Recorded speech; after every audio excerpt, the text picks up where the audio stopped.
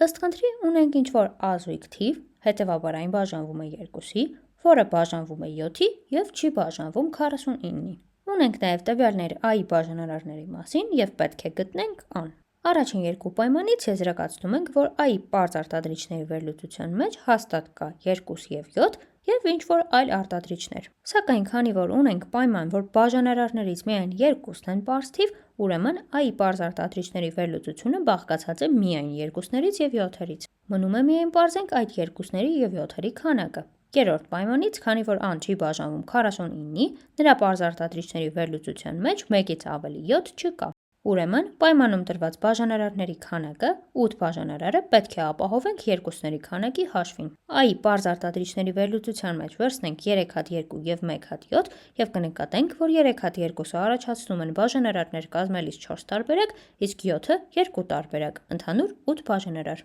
Այսպիսով a թիվը ստացվեց 2 × 2 × 2 × 7 56։